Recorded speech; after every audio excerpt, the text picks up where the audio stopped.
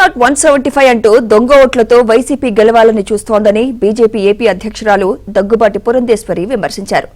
దొంగ ఓటర్ కార్డులు, ఎపిక్ కార్డులతో గెలవాలని చూస్తోందన్నారు.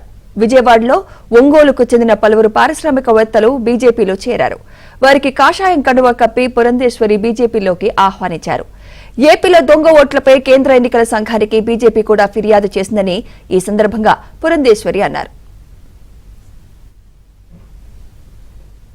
అంతేకాకుండా బీజేపీ నేత విష్ణుకుమార్ రాజు నియోజకవర్గంలో 2 లక్షల దొంగ ఓట్ల గురించి బీజేపీ ఫిర్యాదు చేసిందన్నారు.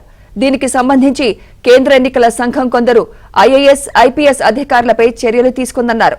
ప్రస్తుతం వైసీపీ ప్రభుత్వం భౌతికంగా లేని వారి పేర్లతో, ఫోటోలతో దొంగ ఓట్లను సృష్టిస్తోందన్నారు. తిరుపతిలో నకిలీ ఎపిక్ కార్డులతో 35,000 దొంగ ఓట్లను వైసీపీ వేసుకుందని పురంధేశ్వరి ఆరోపించారు. ఇది తిరుపతితోనే ఆగదని, రాష్ట్ర వ్యాప్తంగా దొంగ ఓట్లు ఉన్నాయన్నారు.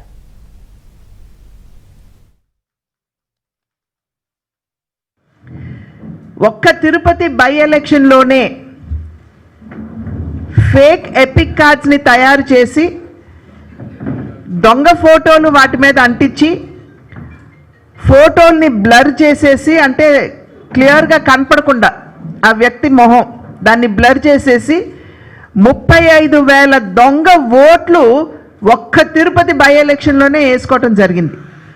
ప్రజలు ఆశీర్వదించే దిశగా ప్రతి కార్యకర్త కృషి చేస్తారు. దానికి సంబంధించినటువంటి సమావేశం ఇది 9 రోజుల పాటు ఉంటుంది. 20వ తారీఖు నుండి 29వ తారీఖు వరకు ఈ నెల ఈ కార్యక్రమాన్ని ప్రతి కార్యకర్త చేయటం జరుగుతుంది. నిన్న 9, 10, 11 పల్లెకు పోదాం అనేటువంటి కార్యక్రమాన్ని భారతీయ జనతా పార్టీ ప్రతి కార్యకర్త కూడా ప్రతి పల్లెకి వెళ్ళారు.